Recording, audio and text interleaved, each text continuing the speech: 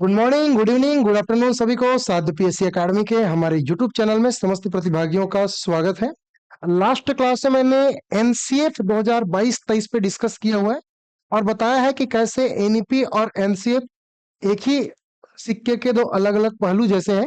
और आज की क्लास में हम लोग एक और इम्पोर्टेंट टॉपिक पे डिस्कस करेंगे और वो इम्पोर्टेंट टॉपिक रहेगा बेटा राइट टू एजुकेशन। ठीक है, जी हाँ, आपने सही सुना। हम लोग उस टॉपिक के बारे में चर्चा करने वाले हैं जो कि आपके टीचिंग एग्जाम के लिए बहुत इंपॉर्टेंट हो जाता है। ठीक है, और ये बिल्कुल लगातार क्वेश्चंस यहाँ से पूछे भी जाते हैं कि भाई आरटी क्या है। राइट टू एजुकेशन के धाराएं पूछ देती है। एक एक धारा पर हम लोग चर्चा करेंगे, तो वीडियो को बिल्कुल लाइक कर दीजिए, नए हैं तो चैनल को सब्सक्राइब कर दीजिए। ये हमारी शिक्षक भर्ती 2026 के लिए स्पेशल क्लासेस चल रही है। यहाँ पे इस क्लास के माध्यम से मैं सीडीपी के इम्पोर्टेंट जो थ्योरेटिकल पोर्शंस है, जो डॉक्यूमेंट्स है, उस पे मैं चर्चा कर रहा हूँ। ये हमारी 5वीं क्लास है, जिसके पहले मैंने ऑलरेडी शिक्षा और मनोविज्ञान क्या है उस पर डिस्कस किया है। भारत देश आजाद हुआ उससे पहले क्या शिक्षा की स्थिति थी उस पर मैंने बात किया है। साथ ही साथ मैंने डिस्कस किया है आपको कि कैसे आजादी के बाद कौन कौन सी कमिटियां, कौन कौन सी आयोग थी जिन्होंने एजुकेशन पॉलिसी को बेहतर करने के लिए काम किया। साथ ही साथ अपन लोग डिस्कस किए न्यू एजुकेशन पॉलिसी 2020 और नेशनल कैरिकुलम फ्रेमवर्क 2022। आज की एक ही क्लास में हम लोग जानेंगे आरटी के पूरी तरीके से डिस्कस, है ना, और जानेंगे कि वास्तव में शिक्षा का अधिकार अधिनियम क्या है। इस प्रकार से प्रश्न अलग अलग एग्जाम्स में पूछे गए थे। ठीक है, तो किस प्रकार के पहले क्वेश्चंस पूछे जाते हैं इस टॉपिक से, उस पर थोड़ा सा मैं बात कर लेता हूँ। जैसे कि आपसे क्वेश्चंस पूछा जाएगा विद्यालय प्रबंधन समिति एसएमसी की संरचना, इसके अलग अलग कूट दिए रहेंगे, पूरे कूट वाले। अभी आपको पता है कि व्यापम कूट वाले ही प्रश्न देते हैं, तो मैक्सिमम जो कूट वाले प्रश्न होंगे इस प्रकार से पूछे जाते हैं। साथ ही साथ आपको पूछा जाएगा कि आसपास के क्षेत्र या सीमा के निर्धारण के संबंध में कौन सा कथन सही है। अलग अलग 3 स्टेटमेंट दे देंगे। ठीक है, ऐसे ही पूरे अलग अलग टाइप्स के क्वेश्चंस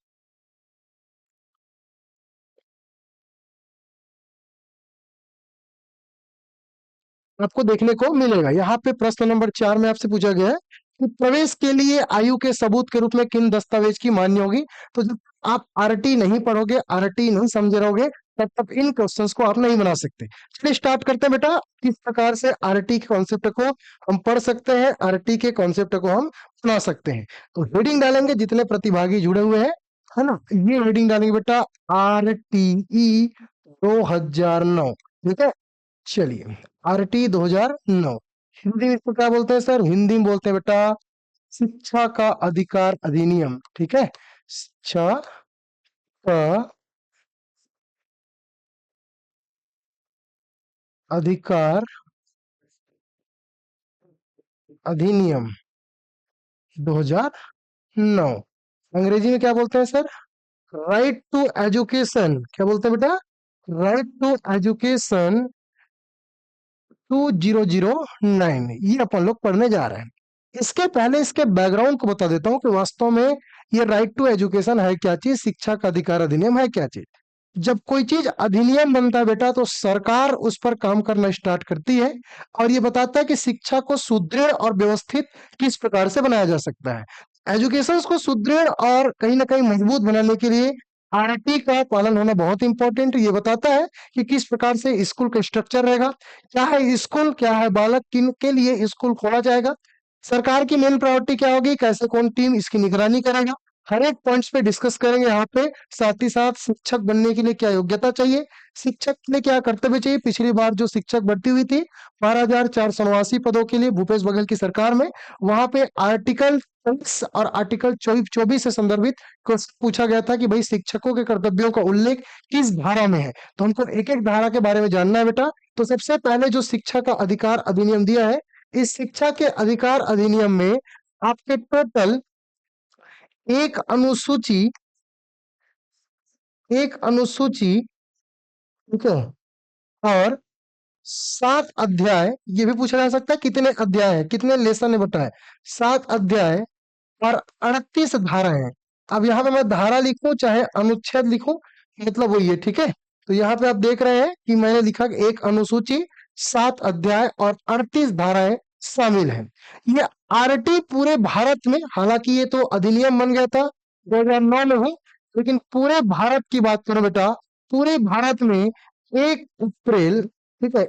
1 अप्रैल 2010 को पूरे भारत में आरटी लागू हो गए, शिक्षा के अधिकार अधिनियम लागू हो गए। और जैसे ही शिक्षा का अधिकार अधिनियम लागू हुआ, जितने मेरे 6 से 14 वर्ष के बालक थे, वो जितने 6 से 14 वर्ष के बालक थे, उनके लिए फ्री एंड कंपलसरी एजुकेशन, निःशुल्क एवं अनिवार्य शिक्षा का प्रावधान किया गया। ठीक है, निःशुल्क एवं अनिवार्य शिक्षा का प्रावधान किया गया कि जितने भी 6 से 14 वर्ष के बालक और बालिकाएं हैं वो निःशुल्क और अनिवार्य शिक्षा प्राप्त कर सकते हैं। ये सारी बातें डिस्कस किया हुआ है, सारी चीजें बात डिस्कस हुई है।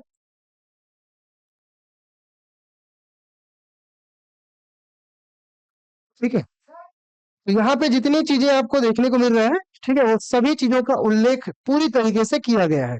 भारत जो है आरटी को लागू करने वाला 135वां देश है। भैया ये भी पूछा गया है कि भारत आरटी लागू करने वाला कौन से क्रम का देश है, तो भारत को आरटी लागू करने में 135वां देश है। इससे पहले 134 देशों ने आरटी को लागू कर लिया था। ठीक है, तो ये सारी चीजें हमारी आरटी के अंतर्गत समाहित है। एक एक अध्याय को देखेंगे, हालांकि हमारे लिए अध्याय 4 तक इम्पोर्टेंट है, बाकी 5, 6, 7 जो अध्याय है वो ऑफिशियल है, तो उसको नहीं भी पढ़ेंगे तब भी चल जाएगा। लेकिन हमारे लिए इस 7 अध्याय में से शुरू के जो 4 अध्याय बहुत इंपॉर्टेंट, 38 धाराओं में से कम से कम हमको 28 धारा तो याद होने चाहिए, और बिल्कुल मैं याद करा दूंगा। बस मेरे साथ जुड़े रहिए, वीडियो को लाइक कर दीजिए। बहुत बहुत धन्यवाद। चल स्टार्ट करते हैं बेटा। सबसे पहले अध्याय 1। ठीक है, अध्याय 1 श्री गणेश करते हैं भैया। अध्याय 1 जहाँ पे हम आरटी के अलग अलग धाराओं पे अलग अलग मुद्दों पे डिस्कस करने जा रहे हैं।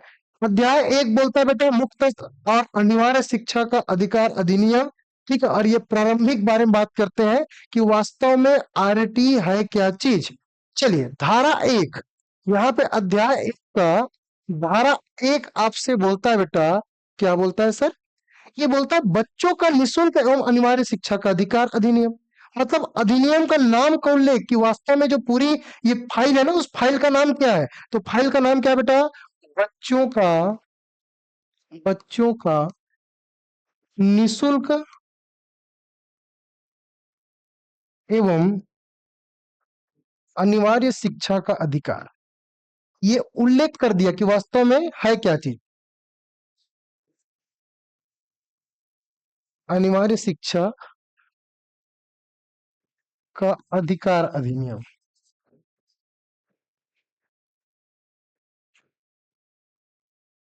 ठीक है, अधिकार अधिनियम, ये भाई नाम बता दिया, अधिनियम का उल्लेख कर दिया कि ये है भाई, तो पूरी फाइल के साथ ये है, ये बता दिया। दूसरी धारा में बात की गई बेटा परिभाषा की।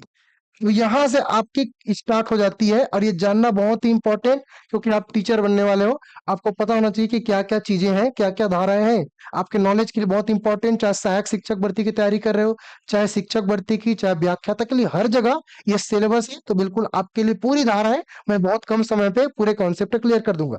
तो पहला में क्या बेटा, अधिनियम का क्या नाम है उसको बता दिया कि बच्चों का निःशुल्क एवं अनिवार्य शिक्षा का अधिकार अधिनियम, है ना, ये इसका नाम है। दूसरा मैंने बेटा कुछ डिफिनेशन दिए गए हैं, कुछ परिभाषाएं दी गई है कि वास्तव में क्या क्या चीजें हैं, उसकी परिभाषाओं को उल्लेख किया गया है, बताया गया है। जैसे एक परिभाषा बताता है बेटा बालक का, कि हम बालक किसको बोलेंगे।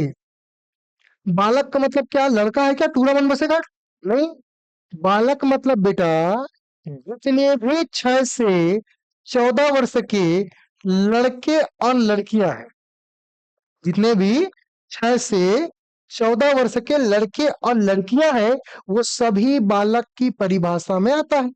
पूछा गया था कि बालक का मतलब क्या है सीडीपी में, तो बालक का मतलब याद रखना बेटा 6 से 14 वर्ष के जितने भी लड़के और लड़कियां हैं, सभी बालक के परिभाषा में आती है। दूसरा बेटा क्या है, दूसरा आपसे पूछा जाएगा वंचित वर्ग।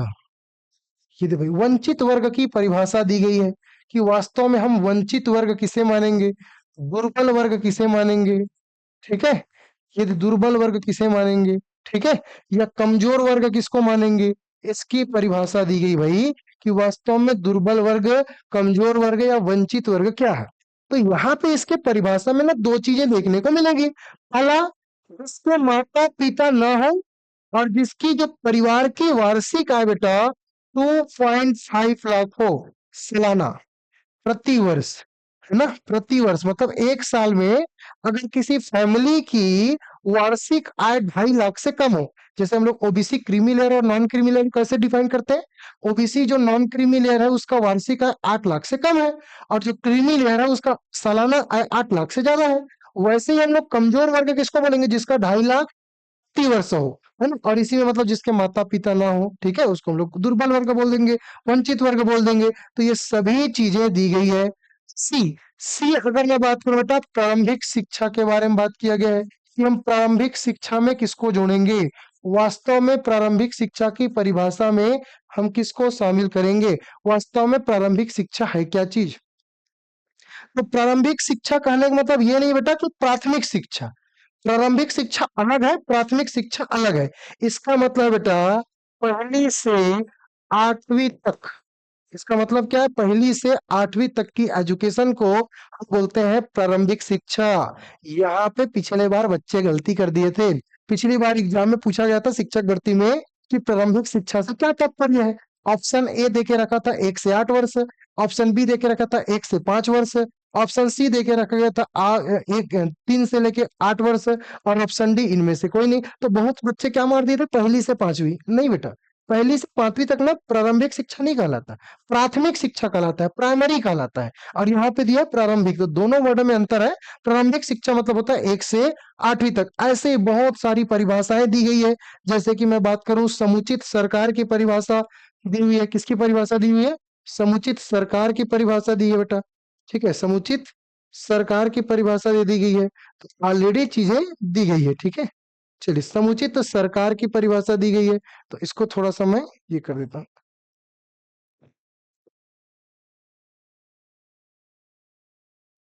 चलिए, समुचित सरकार की भी परिभाषा दी, यहां लिख देता हूं क्या, समुचित सरकार। ये लो भाई, समुचित सरकार, समुचित सरकार मतलब केंद्र सरकार और राज्य सरकार, ठीक है। और इसी तरीके से अलग अलग परिभाषाएं दी गई है, ठीक है, कि भैया बालक कौन है, वंचित वर्ग कौन है, प्रारंभिक शिक्षा कौन है, समुचित सरकार, समुचित सरकार मतलब केंद्र सरकार और राज्य सरकार। एक और परिभाषा दी गई बेटा, वो भी बहुत इंपॉर्टेंट हो जाता है कि वास्तव में जिसके लिए तुम लाए हो उसका मतलब ही क्या है, विद्यालय की परिभाषा। विद्यालय की परिभाषा दे दी गई बेटा कि विद्यालय की परिभाषा में कौन आता है, किसको हम लोग विद्यालय बोलेंगे, ये परिभाषा दिया गया है। तो मेरे बच्चों ध्यान से सुनना, विद्यालय की परिभाषा में कौन आता है, जितने सरकारी स्कूल हैं, जितने सरकारी स्कूल हैं वो सभी के सभी कहाँ जाएंगे, विद्यालय की परिभाषा में। जितने निजी स्कूल हैं वो सभी निजी स्कूल कहाँ जाएंगे, परिभाषा में। प्राइवेट स्कूल के बारे में बात कर रहा हूँ। यहाँ पे बेटा जितने भी जो मदरसा है, वैदिक स्कूल है, ये सब नहीं आएंगे। सर केवीएस एनबीएस आएगा कि नहीं आएगा, आएगा। तो जितने आपके स्पेशल स्कूल हैं, केवीएस, एनबीएस, सैनिक स्कूल, सब आ जाएगा। जितने आपके पीएम श्री स्कूल है, स्वामी आत्मानंद है, सब आ जाएगा। लेकिन मदरसा नहीं आएगा, गुरुकुल नहीं आएगा। तो गुरुकुल और मदरसा और वैदिक स्कूल नहीं आएगा। बाकी जितने भी स्कूल है बेटा वो सब परिभाषा में शामिल है। क्या इतनी बातें क्लियर है, yes sir, yes sir. Concept clear होना चाहिए बेटा कि परिभाषा में तो सब शामिल है, सरकारी school, private school, KVS, Navodaya Vidyalaya, सैनिक स्कूल, प्रधानमंत्री PM Shri school, rising for India, और साथ ही साथ स्वामी आत्मानंद भी शामिल है। तो जितनी भी स्कूल है ये सभी परिभाषा में शामिल है। ये सब चीज कहाँ दिया है, ये दिया है धारा 2 में, अध्याय 1 में। इस तरीके से ये इतिश्री होता है बेटा आपका। ठीक है। अगला जो अध्याय अपन लोग पढ़ेंगे वो पढ़ेंगे अध्याय 2, अध्याय 2। चलिए, अध्याय 1 तो हमने पढ़ लिया सर, पढ़ते हैं अध्याय 2। और अध्याय 2 किस धारा से स्टार्ट होगी, यस सर, आपने 2 तक तो बता दिया था। तो ये स्टार्ट होगी सर, ये स्टार्ट होगी कहां से, धारा 3 से। सर धारा 3 क्या बोलता है, धारा 3 बोलता है बेटा कि ये जो डॉक्यूमेंट है, ये डॉक्यूमेंट है, उसका नाम दे दिया है। नाम क्या दिया है, नाम दिया बेटा बच्चों का निशुल्क एवं अनिवार्य शिक्षा का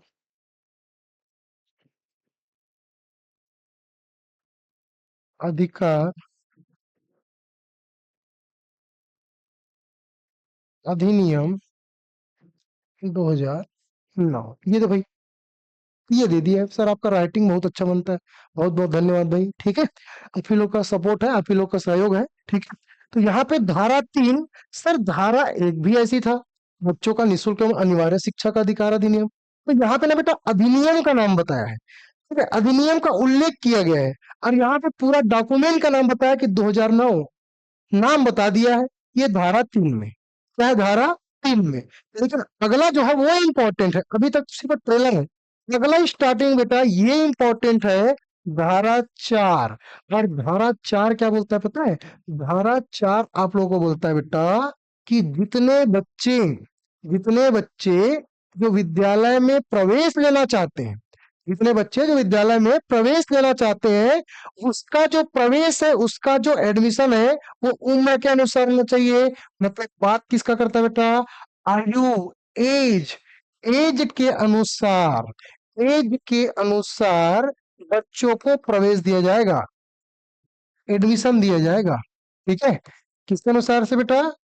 किसके अनुसार से? उम्र के हिसाब से। सर उम्र की कैसे तय होगी? मान के चलिए कोई बच्चा 6 साल का है, किसी बच्चे को उम्र कितना बेटा? 6 साल। तो 6 साल का है तो बेटा पहली कक्षा में उसको प्रवेश देंगे। मान के चलिए सर उसका उम्र कितना है? 10 साल का है, और 10 साल में आता है स्कूल में एडमिशन लेने, तो उसको कौन से क्लास पढ़ाएंगे सर? यस, यहाँ पे ट्विस्ट है बेटा। सर उसको पहली क्लास भेज देंगे क्या? नहीं, अगर 10 साल का है बेटा तो 6 साल में पहली, 7 साल में दूसरी, 8 साल में तीसरी, 9 साल में चौथी, तो 10 साल में लड़का कौन सा क्लास पढ़ेगा? 5वीं पढ़ेगा। ये खतरनाक ट्विस्ट है कि एज के अनुसार, उम्र के अनुसार, उम्र वाली बात याद रखना जब भी आरटी की बात करूं, उम्र वाली बात याद रखना कि एज के अनुसार बच्चों को क्या दिया जाएगा? प्रवेश दिया जाएगा। क्या दिया जाएगा? प्रवेश दिया जाएगा। और ये प्रवेश बच्चों को आयु के अनुसार मिलेगी। अगला बेटा धारा 5। सर ये धारा 5 क्या है? ये भी बता देता हूं। अगर बच्चों को बेटा टीसी चाहिए, टीसी मतलब कितने लोगों को समझ आ गया? Yes yes yes, transfer certificate, स्थानांतरण प्रमाण पत्र, ये तो लिख देता हूं भैया। स्थानांतरण प्रमाण पत्र, बचपन में बहुत लिखे हैं टीसी। ठीक है, स्थानांतरण प्रमाण पत्र आता था ना लेटर लिखने के लिए, बचपन में हम लोग छठी सातवीं आठवीं पढ़ते थे, तो वही चीज आता था एप्लीकेशन लिखो में, हिंदी में 5 नंबर का। ठीक है, पापा का यहाँ ट्रांसफर हो गया तो उसके लिए ट्रांसफर सर्टिफिकेट लिखो, मम्मी का यहाँ हो गया तो उसके लिए ट्रांसफर सर्टिफिकेट लिखो, बहुत लिखे हैं। किसी बच्चे को टीसी चाहिए तो टीसी हम तत्काल देंगे।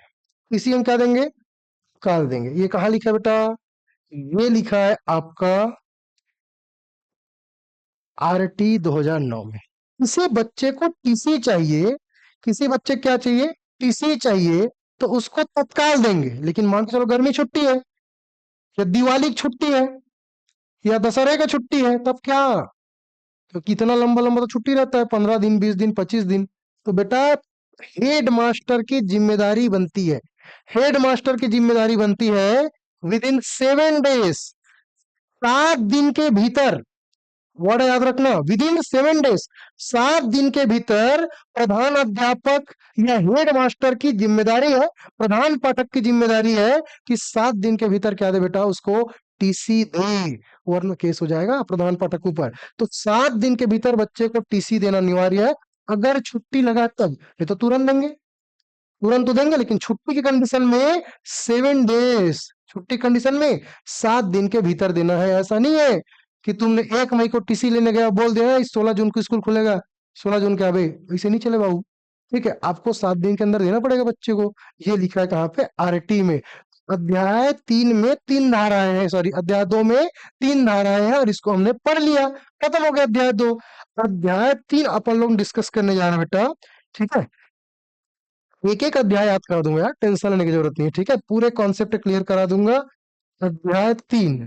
ठीक है, बस वीडियो को लाइक कर दो और कमेंट करके जरूर बताना वीडियो कैसा लग रहा है। ठीक है,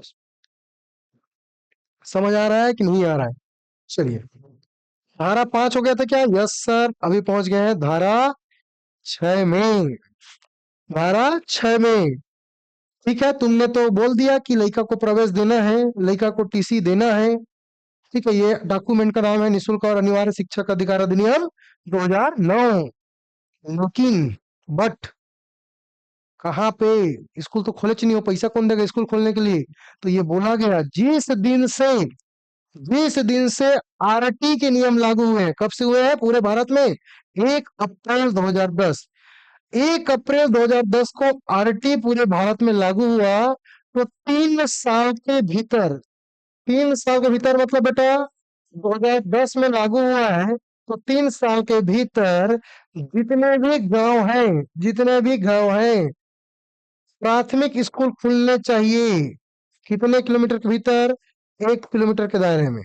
और उच्च प्राथमिक मतलब मिडिल स्कूल, उच्च प्राथमिक खोलने चाहिए बेटा विद इन 3 किलोमीटर। कितने किलोमीटर? With in 3 kilometre. तो इतनी बातें आपको याद रखनी है कि भैया प्राथमिक स्कूल जो खुलेगा वो खुलेगा 1 किलोमीटर के भीतर, और मिडिल स्कूल खुलेगा, मिडिल स्कूल को उच्च प्राथमिक बोलते हैं, छठवीं सातवीं आठवीं को 3 किलोमीटर के भीतर खुलनी चाहिए। हालांकि अभी संशोधन हो चुका है, और संशोधन करके क्या कर दिया है, इसको भी 1 किलोमीटर को भी 3 किलोमीटर करने का प्रयास किया गया है। ठीक है, तो इसको भी अभी 3 किलोमीटर कर दिया गया है। ठीक है, तो इतनी बातें याद रखना है बेटा कि आरटी 2009 में प्राथमिक स्कूल के लिए 1 किलोमीटर था, इसको 3 किलोमीटर किया गया, और ऑलरेडी उच्च प्राथमिक के लिए 3 किलोमीटर है ही है। तो यहाँ पे 3 साल के भीतर, 3 साल के भीतर हमको स्कूल खोलना है, और जगह जगह पे स्कूल खुला है। अभी तक पा रहे ना, उस आरटी 2009 के जैसे खुला है। अगला जो बेटा धारा 7 है, अब समझ आया स्कूल क्यों खुलता है, सरकार क्यों स्कूल खोलती है, इसके पीछे नियम क्या है समझ आ रहा है? आरटी। ठीक है, और सरकार अब इसमें युक्ति युक्तकरण करने गई थी, है ना? आप सबको पता है, युक्ति युक्तकरण कर रहा था, तो आरटी के नियमों का, है ना, अगेंस्ट में था, तो बिल्कुल इसके लिए बहुत सारे हड़ताल हुए। चलिए, स्कूल खोलने के लिए आपने तो बोल दिया, जितने भी 1 किलोमीटर के भीतर में, तो प्राइमरी स्कूल खोल दो, अभी हालांकि 3 किलोमीटर हो गया, मिडिल स्कूल खोल दो 3 किलोमीटर के भीतर में। ठीक है, इसीलिए ना कभी कभी देखोगे आपके गांव अगर छोटा है ना, अगर बगल गांव में है, तो आपके गांव में मिडिल स्कूल नहीं हुआ, तो आपको छठवीं सातवीं पढ़ने के लिए दूसरे गांव जाना पड़ता था। क्यों? क्योंकि वो 1 किलोमीटर के दायरे के बाहर है। अगर 3 किलोमीटर के रेडियस में है, तो 3 किलोमीटर रेडियस में एक स्कूल, फिर 3 किलोमीटर के रेडियस में एक स्कूल, इसीलिए ना अगल बगल गाँव मिला के एक मिडिल स्कूल बनाते थे। ठीक है, तो यहाँ पे बोला गया है धारा 7 कि भैया तुमको स्कूल खोलना है, तो पैसा वैसा चाहिए, पैसा कौन देगा? मोदी जी देंगे कि साय साय देंगे? तो यहाँ पे एक बात उठा बेटा, पैसा कौन देगा? तो विद्यालय खोलने के लिए पैसा देगा केंद्र सरकार और राज्य सरकार दोनों, क्योंकि अब इंपॉर्टेंट बात बता रहा हूं, इसलिए क्योंकि शिक्षा जो है समवर्ती सूची का विषय है। सर ये सूची ऊंची क्या है? कि बेटा आप संविधान में पढ़ते हैं, संविधान की अनुसूची 7, संविधान की अनुसूची 7 ये बोलता है, ठीक है, कि 3 अलग-अलग सूचियां होंगी, संघ सूची, राज्य सूची और समवर्ती सूची। एक अवशिष्ट भी है शक्ति, ठीक है, वो संसद के पास होती है। तो यहाँ पे जो संघ सूची होता है, उसका पूरा पावर और उस विषय से संबंधित जो पैसा है या जो भी खर्चे हैं या जो भी व्यवस्था है, वो केंद्र सरकार देखती है। राज्य सूची के जितने भी विषय होंगे उसको राज्य सरकार देखेगा, और समवर्ती सूची के दोनों देखेंगे, केंद्र सरकार भी देखेगा, राज्य सरकार भी देखेंगे। जैसे कि आपने नाम सुना होगा स्वामी आत्मानंद स्कूल, ये किसकी पहल थी पता है? ये ड्रीम प्रोजेक्ट था हमारे माननीय पूर्व मुख्यमंत्री भूपेश बघेल जी का, और भूपेश बघेल जी हमारे छत्तीसगढ़ के मुख्यमंत्री थे, और उनके ड्रीम प्रोजेक्ट थे स्वामी आत्मानंद स्कूल। ऐसे ही अभी आप नाम सुन रहे होंगे पीएम श्री स्कूल, या आपने केंद्रीय विद्यालय सुना होगा, नवोदय विद्यालय सुना होगा, ये राज्य सरकार की नहीं है, ये केंद्र सरकार की स्कूलें हैं। आप देखेंगे कि ये हमारे स्टेट में तो दोनों स्कूल है, स्वामी आत्मानंद भी है, केवीएस भी है, नवोदय भी है। तो शिक्षा जो समवर्ती सूची का विषय है, इसमें दोनों नियम कानून बना सकते हैं, इसलिए पैसा भी दोनों देंगे। तो केंद्र सरकार और राज्य सरकार इसके लिए जो पैसा देंगे बेटा, वो देंगे आपके 60:40 में। कितने देंगे? 60:40 में। 60:40 में, जैसे कि इसी स्कूल को बनाने में 1 लाख खर्चा आ रहा है। कितना लाख खर्चा आ रहा है? 1 लाख खर्चा आ रहा है। तो 60,000 केंद्र सरकार मोदी जी देंगे, 40,000 राज्य सरकार देंगे, साय साय। ठीक है, साय साय स्कूल बन जाएगा। लेकिन जो पूर्वोत्तर राज्य है, कौन सा राज्य है बेटा? पूर्वोत्तर राज्य। ठीक है, पूर्वोत्तर राज्य मतलब सर असम, अरुणाचल प्रदेश, ठीक है, मिजोरम, मणिपुर, नागालैंड, यहाँ पे त्रिपुरा, यहाँ पे जो रेशियो होगा बेटा वो 90:1 होगा, क्योंकि ये राज्य ना कहीं सरकार को कनेक्ट करके रखना है। तो केंद्र सरकार 90% देगा और राज्य सरकार मात्र देंगे 10%। पूर्वोत्तर राज्य में केंद्र सरकार की योगदान रहेगी स्कूल खोलने के लिए 90,000, और वहां पे राज्य सरकार का रहेगा 10,000, अगर 1 लाख रुपए खर्चा आ रहा है। तो ये पूरी डिटेल कहा दी बेटा, धारा 7 में दिया गया है। चलिए बहुत बढ़िया सर। अगला जो धारा है सर वो धारा 8। क्या बेटा? धारा 8। धारा 8, अब ये क्या है सर? धारा 8 वास्तव में जो धारा 8 है, अब स्कूल भी खुल गया, पैसा भी दे दिए, तो भवन ववन बन गया, लेकिन इसको देखेगा कौन? देख रेख किसका? तो देख रेख है बेटा समुचित सरकार का। और समुचित सरकार की परिभाषा कहाँ दी गई है? धारा 2 में। समुचित सरकार के कर्तव्य, समुचित सरकार के कर्तव्य, ये लो भैया, समुचित सरकार के कर्तव्य। तो सरकार का कर्तव्य है कि इस स्कूलों की निगरानी करे। इसलिए देखना, बहुत सारे जो सरकार के अधिकारी है, पदाधिकारी है, या खुद मंत्री मंत्री जी है, वो बिल्कुल देख रेख में आते हैं। क्यों? कि सरकार का कर्तव्य है कि जो स्कूल खुला है बेटा उसे कहीं ना कहीं वो देख रेख करे। अगला जो धारा है, समुचित सरकार, मतलब समझ आएगा ना, केंद्र सरकार और राज्य सरकार दोनों की क्या है बेटा, यहाँ पे जवाबदारी है कि देख रेख करे। धारा 9 क्या बोलते हैं? धारा 9 बोलता है ठीक है, सरकार का तो देख रेख कर्तव्य ही है। मान के चलो सरकार के पास इतना समय नहीं कि शिक्षा को देखे, तो अधिकारी बना दो। बीओ ऑफिस, डीओ ऑफिस सुने होंगे ना? ये है क्या चीज? बीओ ऑफिसर होते हैं, डीओ ऑफिसर होते हैं, ठीक है। ये लोग जिला शिक्षा अधिकारी, विकास खंड शिक्षा अधिकारी, इसी तरीके से संकुल समन्वयक आप सुने होंगे। तो ये जो अधिकारी है ना, इनकी कर्तव्य है कि स्कूल की निगरानी करे। क्या करे? स्कूल की निगरानी करे। इसका मतलब ये बेटा, स्थानीय अधिकारियों के कर्तव्य, किसके कर्तव्य? स्थानीय अधिकारियों के कर्तव्य। दीदी पानी में, स्थानीय अधिकारियों के कर्तव्य, ठीक है। स्थानीय अधिकारी, ये बीओ ऑफिस, जो बीओ ऑफिस के अधिकारी हैं, इनके कर्तव्य अधिकारियों का कि जाए और स्कूल का जायजा ले। जाते भी हैं, और जाते हैं उस दिन अलग माहौल रहता है। तो जितने भी बीओ ऑफिस और डीओ ऑफिस के अधिकारी होते हैं, ठीक है, उनकी कर्तव्य बनती है बेटा कि वो जाके देख रेख करे, ठीक है। थोड़ा सा पानी पी लेता हूँ।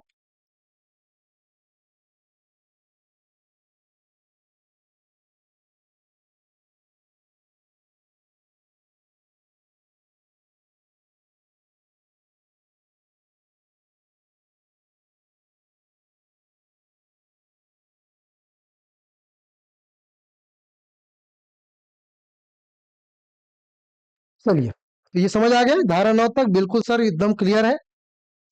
अगला जो बेटा वो क्या है? वो है आपका धारा 10। धारा 9 तक हो गया था ना? यस। धारा 10। धारा 10 क्या है सर? एक्चुअल में धारा जो 10 है बेटा, और धारा 11, एक साथ बताता हूँ, ठीक है। धारा 10 और धारा 11। धारा 10 ये बोलता है कि भाई ठीक है, सरकार का तो कर्तव्य है कि बच्चे की निगरानी करना है, स्कूल की निगरानी करना है। अधिकारियों का भी कर्तव्य है कि बच्चे का निगरानी करना है, स्कूल का निगरानी करना है। लेकिन माता पिता और अभिभावक के भी तो कर्तव्य बनते बनते हैं ना,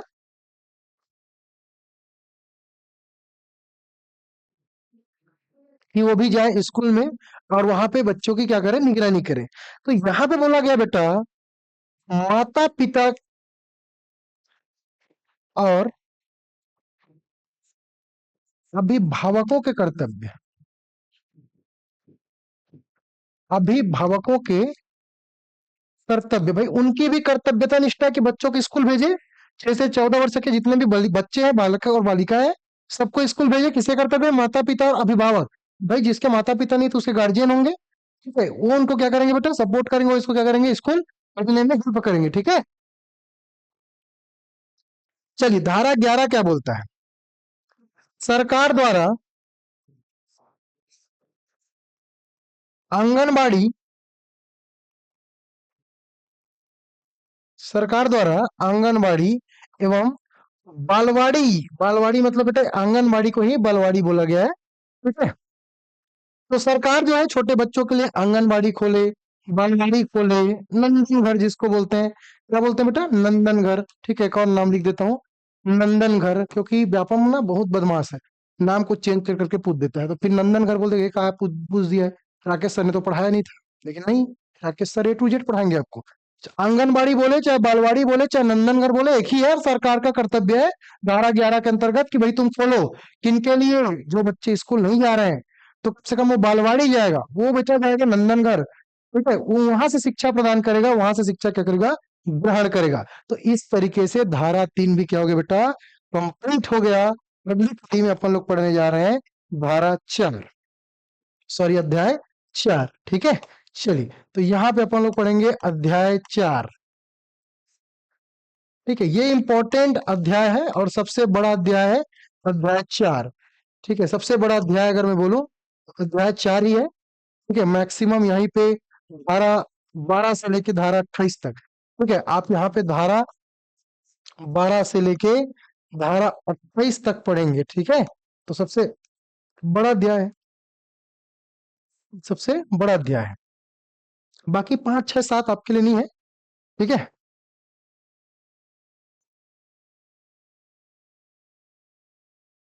बहुत सारे बच्चे कमेंट कर रहे थे, एक बार कमेंट देख लेता हूँ। यस सर,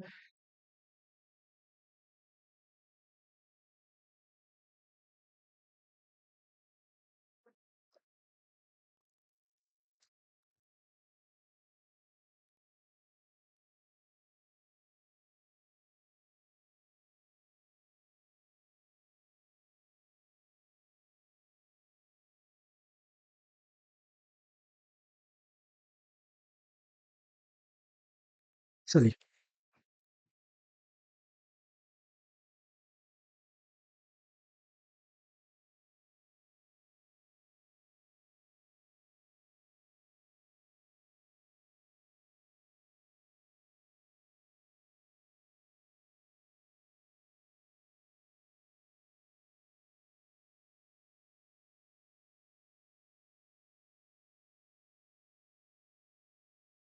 चलिए, अभी अपन लोग डिस्कस करेंगे अध्याय 4। अध्याय 4 बेटा 12 से स्टार्ट होता है। किन किन बातों के बारे में उल्लेख है, इसको देखेंगे। इसमें यह बोला है बेटा, जितने भी निजी विद्यालय हैं, कौन सी स्कूल, निजी विद्यालय, इसमें यह बात करते हैं कि जितने भी प्राइवेट स्कूल हैं, उस प्राइवेट स्कूलों में कुल सीटों का, कितने का, कुल सीटों का 25% सीट क्या होंगे, आरटी के तहत रिजर्व रहेंगे, आरक्षित रहेंगे। तो भैया किसके लिए, वंचित वर्ग के या दुर्बल वर्ग के बालकों के लिए। बहुत बड़ा लाइन बता रहा हूं। प्राइवेट स्कूलों में जहां फीस लेती है महंगी महंगी फीसें, उस महंगी महंगी फीस के बावजूद भी सरकार ये छूट प्रदान करके रखी है कि प्राइवेट स्कूलों में भी कुल सीटों का 25% सीट वंचित वर्ग या दुर्बल वर्ग के बालकों के लिए रिजर्व रहेगा। ये वंचित वर्ग या दुर्बल वर्ग के बालक कौन है सर, ऑलरेडी बता दिया हूं सर परिभाषा में, जिसकी सालाना आय 2.5 लाख से कम हो, जिसके माता पिता ना हो, ये सब आते हैं बेटा। दोनों में से कोई एक, ऐसा नहीं दोनों दोनों वाला कंडीशन नहीं ना, माता पिता है तो वाला कंडीशन देखेंगे कि 2.5 लाख से कम इसकी इनकम होनी चाहिए, ठीक है। ST OBC, OBC non creamy layer candidate होनी चाहिए। तो ये सभी चीजों के लिए 25% सीट प्राइवेट स्कूलों में भी रिजर्व रहते हैं।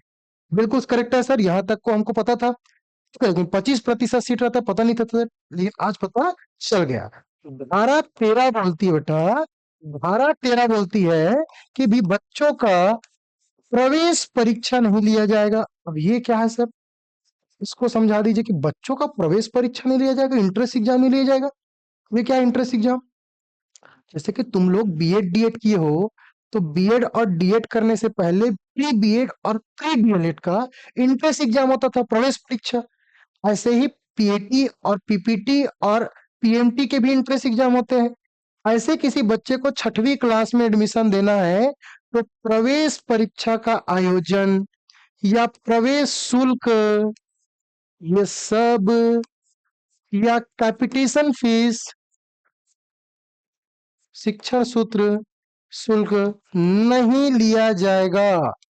ना तो प्रवेश परीक्षा लिया जाएगा, नहीं लिया जाएगा, ना तो प्रवेश शुल्क नहीं लिया जाएगा, और ना ही कैपिटेशन शुल्क लिया जाएगा। किसी तरीके से कोई पैसा वैसा बच्चों से नहीं ली जाएगी।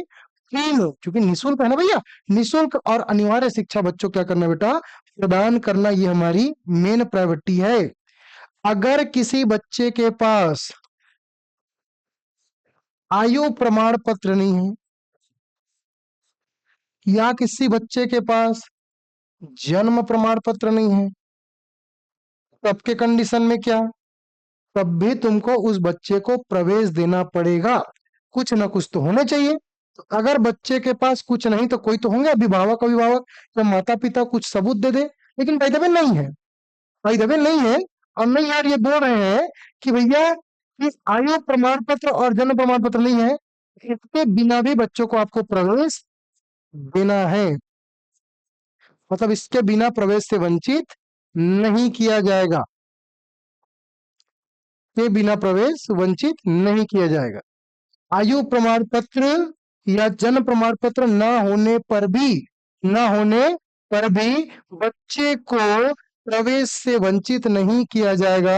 ये कहाँ शामिल है बेटा, धारा 14 में। कहाँ शामिल है, धारा 14 में। ठीक है। लेकिन कोई बच्चा मान के चलो अक्टूबर नवंबर में आ रहा है, स्कूल जून में रहा है, जुलाई में एडमिशन लेना चाहिए, लेकिन ओ महीना खत्म अक्टूबर नवंबर में आ रहा है पेपर के समय, तो नहीं, 30 सितंबर तक लास्ट डेट।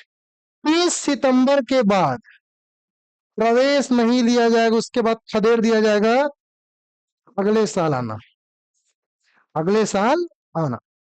तो मान के चल कोई लड़का 1 अक्टूबर के आए थे, तब हेड मास्टर मान के चल 30 तारीख के अंदर दे दी तो दे दिस, और नहीं दी तो कैसे कर लेवे, अगले साल आवे बेटा। ये तो डेट खत्म हो चुके हैं, प्रवेश नहीं दे के रीजन है। अब 30 सितंबर के बाद अगर कोई लड़का आते, भाई अब त्रैमासिक परीक्षा हो जाती अक्टूबर नवंबर में, तो भाई आधा दिन खत्म हो जाते। तो 30 सितंबर के बाद कोई बच्चा ही, तो उन्हें बिल्कुल प्रवेश नहीं दिए जाए। याद रखो कहाँ लिखा है, 12-15 में डेडलाइन डाल दिया है, 12-15 में। चलिए अगला बेटा धारा 16। अगला क्या है, धारा 16।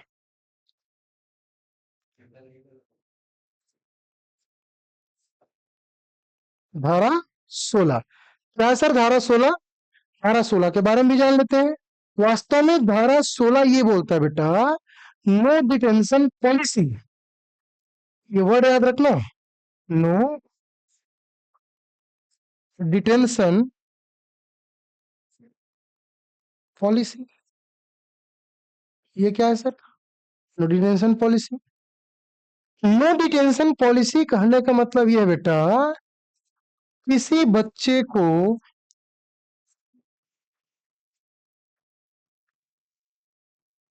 एक ही कक्षा में, एक ही कक्षा में नहीं रोका जाएगा। अब इसका दो मतलब है, एक है कि बच्चा को फैले नहीं करेंगे, यही ना। अब मान के चलो कोई रामू नाम का बच्चा है, 6वीं 6 बार पढ़ रहा है, तो मजा आएगा क्या, नहीं। नो डिटेंशन पॉलिसी ये था बेटा कि किसी बालक को एक ही कक्षा में नहीं रोका जाएगा। मतलब सिर्फ और सिर्फ ये है कि किसी को फाइल नहीं किया जाएगा। अब जब किसी को फाइल नहीं किया जाएगा, तो उन गधेड़ू बच्चों का क्या, चौथी से 5वीं चला जाएगा, 5वीं से 6वीं चला जाएगा।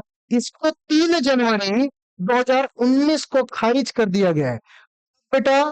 3 जनवरी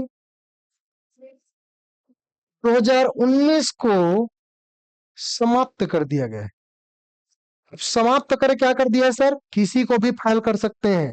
पहले 8वीं तक फाइल करने का प्रावधान नहीं था, लेकिन अभी 5वीं और 8वीं बोर्ड क्लास कर दिया गया है। और जब बोर्ड क्लास कर दिया बेटा, तो नो डिटेंशन पॉलिसी खत्म हो चुकी है, अब किसी को भी फेल किया जा सकता है। इतनी बातें क्या क्लियर है क्या, यस सर, इतने अच्छे से बता दियो कि क्लियर है।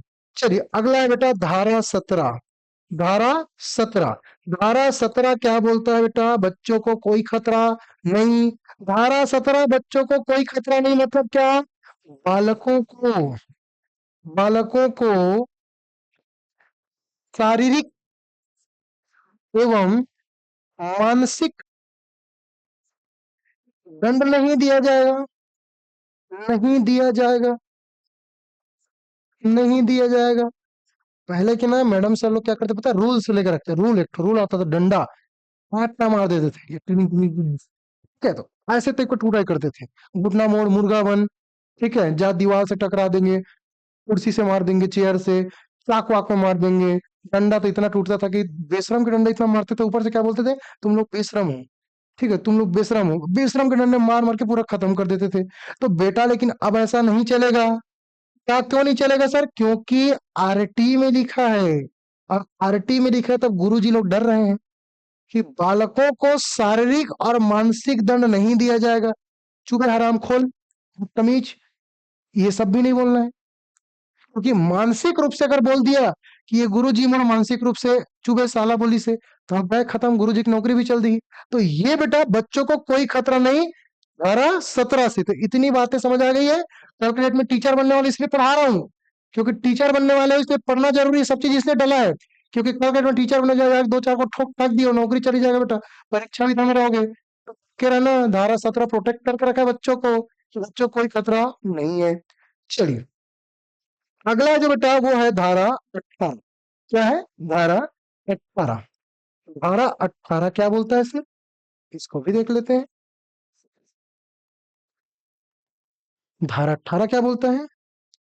वास्तव में जो धारा 18 की बात करता है, कोई भी विद्यालय बिना मान्यता या बिना मानदंड के नहीं चलेगी। ऐसे नहीं तो मान्यताएं प्राप्त नहीं की हो छत्तीसगढ़ माध्यमिक शिक्षा मंडल से और स्कूल चला रहे हो, या मन किया मेरा घर में आज से स्कूल, ऐसा नहीं बेटा। इसका मतलब यह है कि कोई भी विद्यालय बिना सरकारी मान्यता के नहीं चलेगी। ठीक है, क्या बोला गया है कि कोई भी विद्यालय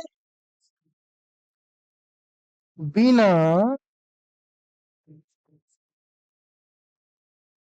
सरकारी मान्यता, बिना सरकारी मान्यता के नहीं चलेगी। उसके लिए मान्यता प्राप्त करना जरूरी है। और मान के चल कोई खोल दिए सर, तब पे कंडीशन में क्या, कोई खोल दिए बेटा बिना मान्यता, मान्यता प्राप्त किए नहीं है लेकिन खोल दिए हैं, तो पहली बार 1 लाख रुपया का दंड, क्या 2.5 सैकड़ा हजार 10 लाख, 1 लाख रुपये जुर्माना। 1 लाख रुपए क्या है बेटा? जुर्माना। 1 लाख रुपए क्या है? जुर्माना। पहली बार। कोई घक्खर आदमी बात में मानना ही नहीं है, आजकल नहीं चल 1 लाख तो दे दे रहे हो। तो दूसरी बार में, दूसरी बार जब पकड़ाएगा, तो पहली बार के जिस दिन से पकड़ाया था उसके प्रतिदिन के हिसाब से 10,000 रुपये। कितने रुपए? 10,000। एक दिन के 10,000 रुपया। कहना नहीं मान रहे सरकार का, एक दिन के हिसाब से 10,000। 30 दिन चला दिया तो पैसा पैसा, महीना दिन चल गया है और पैसा पैसा सरकार के पास, ये इतना सारा पैसा, पैसा ही पैसा होगा फिर सरकार के पास, है ना। तो पहली बार अगर दंड के लिए कितना है? 1 लाख रुपया। लेकिन दूसरी बार अभी तुम नहीं, एकदम है ना, छत्तीसगढ़ी में बोलते हैं ना, सेटरा पड़ गए कुटहा। तो दूसरा कंडीशन में क्या होगा बेटा? प्रतिदिन के हिसाब से 10,000 रुपया लेना पड़ेगा, देना पड़ेगा। तो इतनी बातें याद रखना है। अगला है धारा 19। क्या है? धारा 19। ठीक है, तो बिना मान्यता के स्कूल स्कूल नहीं चलाना भैया, देख रहे हो कितना बड़ा बड़ा जुर्माना चल रहा है। मान्यता प्राप्त करा लेना अगर स्कूल खोलने की चाहत होगी तो। ठीक है, अब ठीक है भाई, बिना मान्यता के तो नहीं चलेंगे, मान्यता मिल गया। अब जब मान्यता मिल गया बेटा, तो विद्यालय खोलने के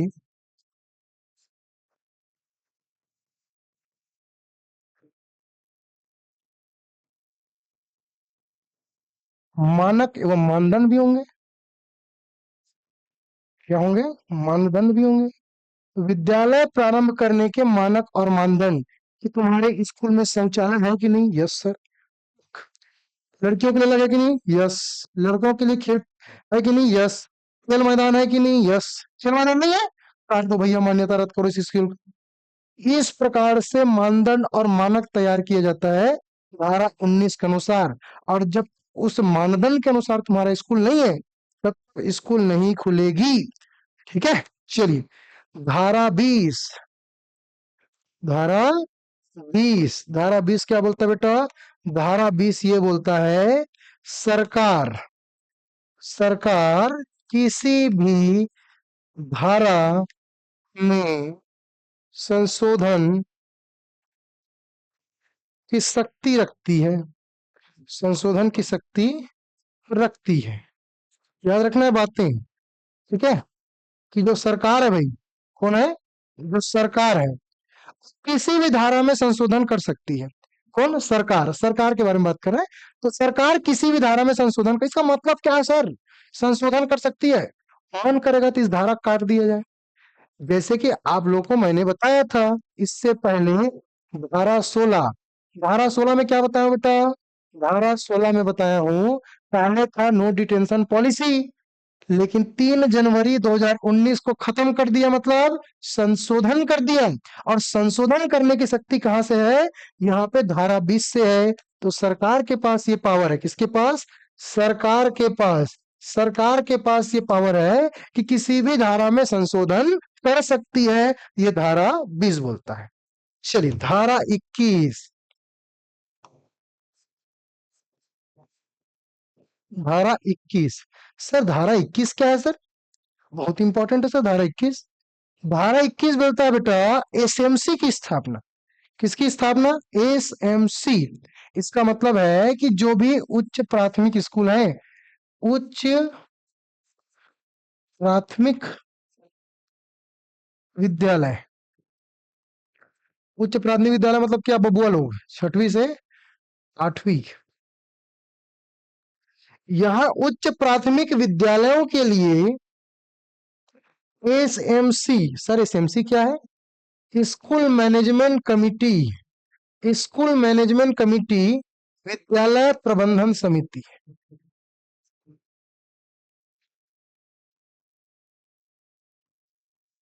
एसएमसी की स्थापना। उच्च प्राथमिक विद्यालय के लिए क्या, एसएमसी की स्थापना, ठीक है। एसएमसी की स्थापना ऐसे ही बेटा, ऐसे ही धारा जो 22 है, ये क्या बोलता है पता है, ये बोलता है हायर सेकेंडरी स्कूल में, कहाँ पे, हायर स्कूल में या हायर सेकेंडरी स्कूलों में, या 9वीं 10वीं से 11वीं 12वीं, ठीक है। हायर सेकेंडरी विद्यालय, यह 9वीं से 12वीं तक की बात हो रही है, ठीक है। इन स्कूलों में एसएमडीसी की स्थापना, किसकी स्थापना बेटा, एसएमडीसी, एसएमडीसी का full form sir, school management development committee, school management development committee का मतलब है विद्यालय विकास डेवलपमेंट प्रबंधन समिति।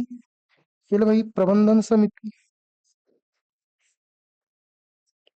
प्रबंधन समिति, ठीक है, विद्यालय विकास प्रबंधन समिति। इतनी बातें याद रखनी है, ओके। चलिए अगला क्या है बेटा, अगला है धारा 23, धारा 23 और धारा 24, बहुत इंपॉर्टेंट है धारा 23 और धारा 24, इसको भी समझा देता हूं सर। ये पूछा गया था पिछली बार शिक्षक भर्ती में कि वास्तव में धारा 23 क्या बोलता है। धारा 23 बोलता है बेटा शिक्षकों की नियुक्ति के लिए योग्यता, वास्तव में जब नौकरी लगेगी टीचरों की कि बीएड डीएड चाहिए कि नहीं चाहिए, तो शिक्षकों की नियुक्ति के लिए योग्यता, शिक्षकों की नियुक्ति के लिए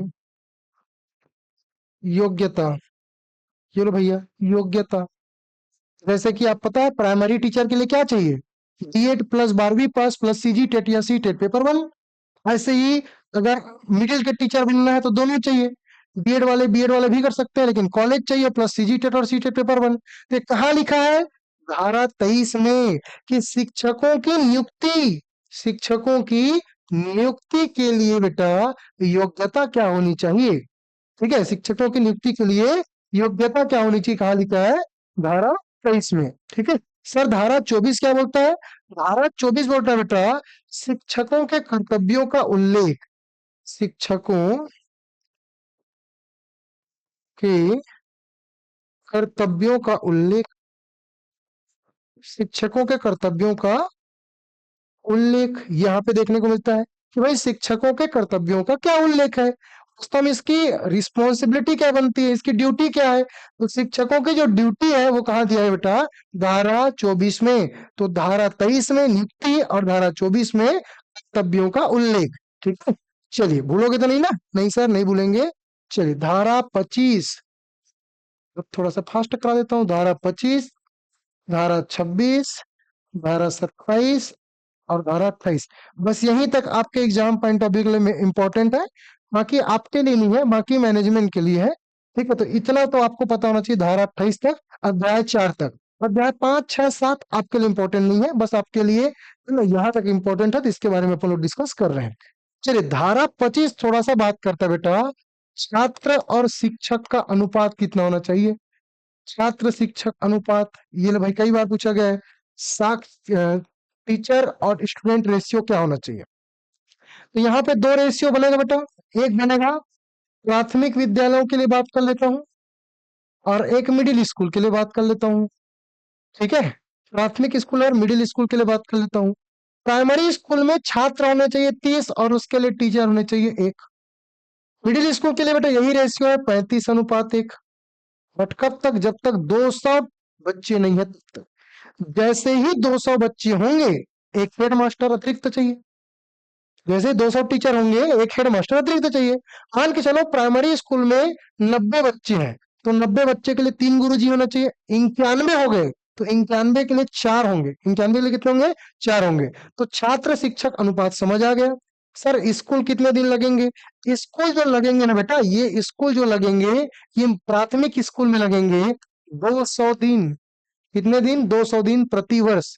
साल में कितने दिन होते हैं, 365 दिन। तो 365 में 200 दिन लगेंगे प्राइमरी स्कूल, और 220 दिन लगेंगे मिडिल स्कूल। 220 दिन क्या लगेंगे, मिडिल स्कूल।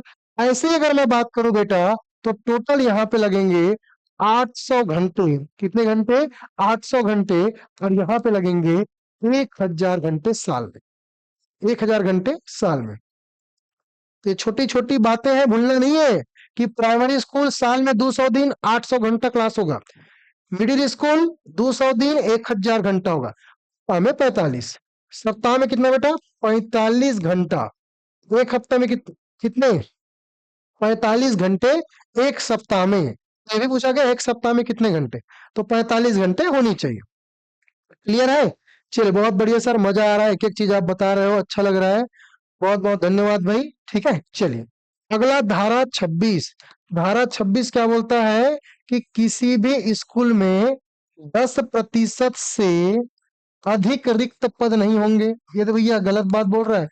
छत्तीसगढ़ में तो 57,000 शिक्षक के पद खाली हैं। अब तुम बोल रहे हो किसी स्कूल में जो सेटअप है उसका 10% से अधिक रिक्त पद खाली नहीं होंगे, तो यहाँ पे तो गलत बातें हैं। ठीक है, तो 10% से अधिक रिक्त पद खाली नहीं रहेंगे, कहाँ बोल रहा है, धारा 26 में। और तुम ही बोल रहे हो कि प्रदेश में 57,000 शिक्षक भर्ती करेंगे, 33,000 शिक्षक भर्ती करेंगे। कब करोगे भैया, 3 साल हो गया है ना, जुमलेबाजी सरकार। ठीक है, चलिए अगला बेटा, शिक्षकों को 10 वर्षीय जनगणना जनगणना आपदा आपदा और चुनाव के सिवाय अन्य कोई कार्य नहीं कराया जाएगा।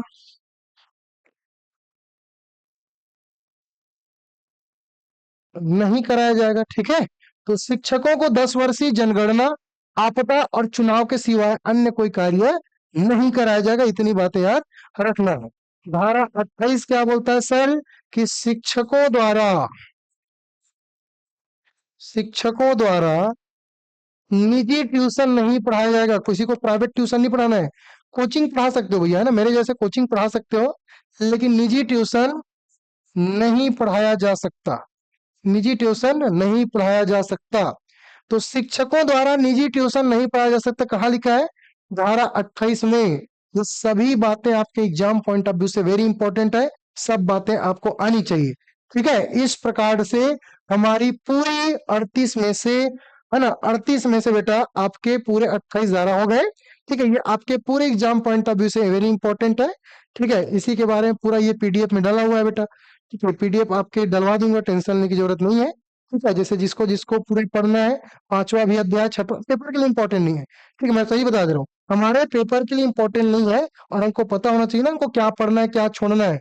अध्याय 5 आपको नहीं पढ़ना है, अध्याय 6 नहीं पढ़ना, और अध्याय 7 नहीं पढ़ना है। मैं जितना पढ़ा रहा हूँ, धारा 28 तक आपको पढ़ना है।